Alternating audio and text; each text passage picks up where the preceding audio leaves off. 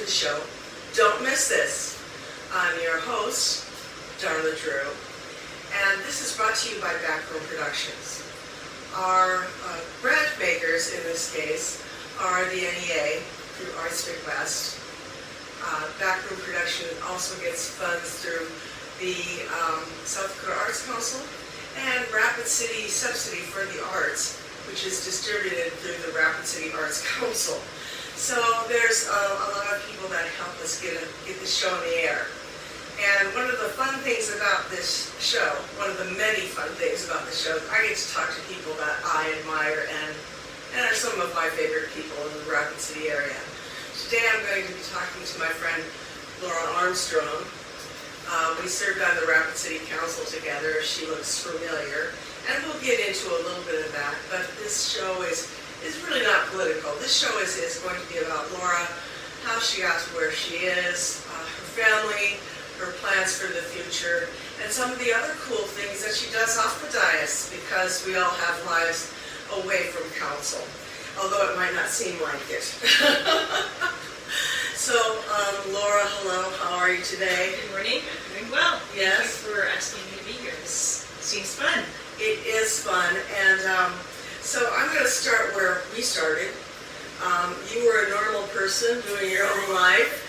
And Jody Severson came to you as he did me at one time and asked you about running for city council. Tell me how that conversation happened. People had asked me to run for city council for several years, but the timing wasn't really optimal. So once my kids started driving, I had all this free time, and Jody said, "How about now?" And we had coffee together at Millstone, and that was the first time meeting you, even though I had seen you through the media. And you were lovely, you still are. And you just told me about all the cool things, the challenges, and what the feeling was on the council at that time. And I remember leaving Millstone and going straight to City Hall and picking up an election packet. And it truly inspired me to make that first jump, that big jump. That's a big jump. Yep. So, but what went through your mind when he first asked you? Because I guess for me it was kind of like, why me? Also kind of like an ego boost, like, oh, why me? Oh, cool, why not me? I've always been kind of interested in what was going on in the city, and that's why I kind of said, yeah, I'll meet with you. It's a big responsibility. I don't think people understand the magnitude of it all, and that's why it was so important to connect with you. I always thought that you were a real, authentic person, and some of the questions I had asked you answered honestly. This is challenging. It's hard to get excited about sewers and landfills and water treatment, but it's imperative to any functional municipality. Some people think, oh, it's only ego, and if you're doing it the correct way, it's not. Yep. If anything, it's very humbling, and it's hard work. And I was up for it. If I had somebody like Jody asking me to run, as well as other people, and especially you, saying, I think you would be a good fit, I just thought, wow, I want to work with her. And that's what led me to, the last 6 years. And it was a wonderful time to be on the council, because I think when you joined, there were 4 women. Before we left, there were 5 women. Before I left, there was 2 women. But at a certain point, there was gender equity, which gave, and you had experienced both, when there was just us and when there was gender equity. It was a different feeling, In 2017, it was a historic vote. It was the first time that we had a 50-50 gender split, and I'm grateful for your guidance. Some people come in and say, oh, I'm going to do all this, and you're like, slow your roll, take your time, spend the first 6 months listening, and I believe we had a great rapport. We did. Not just talking on the dais, but afterwards. And then in 2022, when you stepped down, there was just two of us, and I was the last woman standing, 91, and stepping down this past July, it's still 91. No, it's 91, with Lindsay Seacrest taking the only female spot there. Now that we brought that up, that you had stepped down, we're not going to dwell on the mayor run right now. We're going to probably revisit that at a later time because there are some questions that are still hanging out there. So we'll revisit that. But right now, you have just completed, what was it, 6 years on the council? And how are you feeling? What is life like without council obligations? Are you still kind of checking in with things that are going on, or you can't help it, can you? Here's the thing. I was always community-based before I even got on council. The way I was raised, we were active in the church with bake sales, and I was highly involved with my children's academics and being in the schools, PTA, library, humane society. I always say it's baked in the cake, so it was very natural for me to go onto council, but that's like volunteering on steroids, right? It is. It is. So I'm in the community, whether it was before I was on council, obviously during council and after council. I've already applied to be on some committees. There are a lot of committees, boards, and commissions that need active engagement, and so I already applied, haven't heard back. I hope I can serve.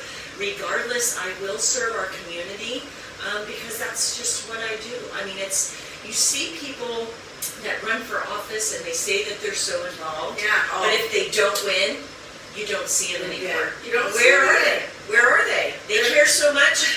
Where are they? I'm still here. And I don't do it for ego or for attention. It's just a part of my being. Yes, you get it. I definitely get it, because I wondered where those people were serving before, and I wondered where they went afterwards too, because they care so deeply about our community, and I don't see them after they run. So I just wonder where they're putting their energy. Now, so you've applied for some committees. You also, surprise, she has a family life. So you have 2 twin daughters. Now, let's catch up on those girls. Our future looks bright. How old are they? So they're 22. One daughter is in Italy. She's traveling and studying abroad, studying the Italian language and jealous photography classes, poor kid. And then my other daughter scored a internship with a DC think tank. It's called SCSP. I believe it's Special Competitive Social Projects. So she's working with people all over the nation, doing it remotely. So it's just really interesting to see what they're doing and how they're going to apply their cyber degrees. They want to serve their country. They also want to serve social projects. So it's a different world than when you and I went to high school and what the opportunities were. So amazing. It's really amazing. And so how's the daughter doing in Italy? Does she have a boyfriend yet? No, she's actually, she's coming home this weekend, so she's packing up, but she's actually thinking about doing the TEFL certification, teaching education in a foreign language, a lot of acronyms. So she's going to come back and do that, and she's debating about moving back over there to teach English to an Italian university. Nice. But, so she's got some options. Maybe you have to go visit her, of course. I know, darn it. So darn. And so she's actually thinking about moving back over there. But 22, she's got the whole world ahead of her. Yes. And And she's in Florence? She is in Florence. Oh, cool. Poor kid. Yeah, that's exciting. So you had a life before council too, and so you were a speech pathologist. Yeah. Some of the things that moved you so much during your career on council was your background in speech pathology. So are you going to be going back to that? Folks don't know exactly what a speech pathologist does. Maybe you could tell us a little bit about that. The simple way to explain it is everybody knows what a physical therapist is. They work from you from here down. A medical speech pathologist works from here up. So voice, swallow, talking, speaking, thinking. I got my start in the schools. I was one of the first traveling speech pathologists, so I got to visit all the schools. Oh, wow. Meadowbrook, General Beadle, Rapid Valley, I mean all over, and it's gave you a deep insight to our educational system here. So I was very blessed to see that. And then I moved over to regional, which is now Monument Health, working in the outpatient, building up their pediatric program, and then also working in the ICU and the rehabilitation. So that was a profound experience. And then I had a side hustle working for Black Hills Works for the brain injury facility over there. Side hustle. Yeah, so working a lot in that realm, and it gave me a lot of pleasure and passion. It's a wonderful thing. So obviously the city work kind of worked its way more forward, and then my speech pathology practice, I opened a clinic in 2011. I kind of shifted that back, and city work kind of became the priority. Took a financial hit with that, but when you are elected to do something and your children are watching, you want to model the best behavior. So did that. So now I am kind of taking pause. I'm doing a lot of continuing education. It's part of my requirements to maintain my certificate of clinical competence. So a lot of continuing ed. My husband broke his leg 2 weeks before the election, so I'm driving him around. So I'm his Uber. So right now I'm doing a lot of continuing ed and driving my husband around. And he's a lawyer, so he's got to be a lot of places. Right, exactly. So it's just kind of finding that new balance, and I'm really excited to see what the new chapter has for me right now. But I want to make sure everything's good professionally. My kids are doing well. I'm cleaning my house and weeding through stuff, which isn't really fun, but it's cathartic. And just getting rid of things that don't have any purpose for me anymore. We're going to take a break right here, Barb, so you will edit this out. Make sure I'm getting this recorded, because I lost. Oh, this is fun. Yeah, it's going. Okay. Good. Isn't it fun to just hear it? All right. We're back on in 3, 2, 1. So, I know you do a lot of physical things, and you enjoy boogie. What do you call it? Stand-up paddleboard. Okay. Do that. I do yoga, hiking, mountain biking, a lot of community work. Mountain biking, really? I didn't know you did that. Oh yes, Matt and I, that was our honeymoon. We went mountain biking for our honeymoon in North Carolina back in '96. So you probably felt a lot of connection with the parks work and things that were going on there. Did you serve on the parks Oh, board? absolutely. Yeah. Absolutely. Did you enjoy that? We were coming up on, 30-something parks in Rapid City. Love it. That's the beauty of our area. When you look back at your service on council, what do you think were your most important accomplishments? I know that's kind of a loaded, it's not meant to be a gotcha question, okay? But, when I look back, but what do you think of as your Fun stuff? Yeah, Fun good stuff you did. I would say A Journey On. I think that's a great program. One of my favorite ones things Can is you- the new city council. Stop a little bit before we leave Journey on, because we can't assume everybody knows. Okay. So go into that, because it is truly one of my favorites too. Right. You were part of that as well. Mhm. So it's a program that was taken from a model in Newark, New Jersey, I believe, and we kind of modeled it to Rapid City, and it's kind of a community-based program that helps people that do not have a home, help them find some sort of placement within our society. And the best part about it are the street outreach team. They were once homeless themselves. So say somebody like you and I walk up to a homeless person and say, oh, I know your journey, and They don't. we I don't. Yeah. We don't know that.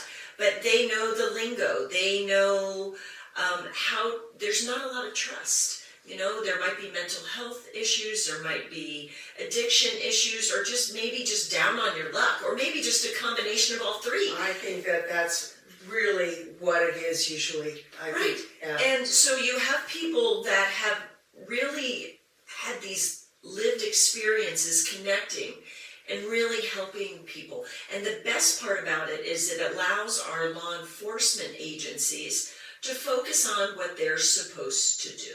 They're not social workers.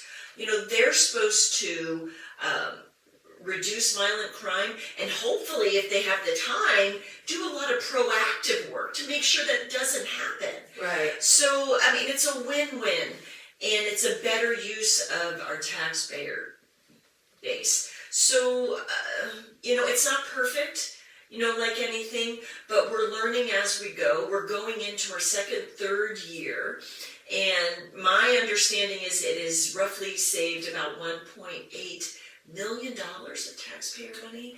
So being on council, that's a wonderful win, and it shows us thinking outside of the box. Mhm. You know, if we're just putting people in jail just because they don't have a place to live, just because they don't have a place, and it's a waste of money. It's a waste of money and time, and we need those officers. I don't think I'm telling our listeners or viewers anything new when I say that, you know, this crime rate is spiked. We need those officers working on those violent crimes that are happening now in Rapid City. What that's due to, I'm not sure. They think mainly I hear it's an increase in meth use. But what's happening, you know, Mental health. Mental health. When you see things happening, when you see a lot of natives that live down by the creek, it's part of their heritage. It's part of what people did. They always lived by the creek. And the young people I talk to will treat them as relatives and go, hey, uncle, are you looking for some water? Auntie, do you need a ride? You know, or are you cold? Do you need a blanket? Little things like that don't necessarily need a 911 call, you know, but did get them before. It's compassionate care, and I think if Journey On comes on the scene, it would have more of a positive outcome than if law enforcement showed up. Not that we're vilifying law enforcement, but again, they're not social workers. They weren't trained to do that. And going back to your original question, it's not one person that brought this Journey On project on board. It's a collaborative effort. Yeah. You know, from the Collective Healing Project, from the police officers, from the mayor's office, from council.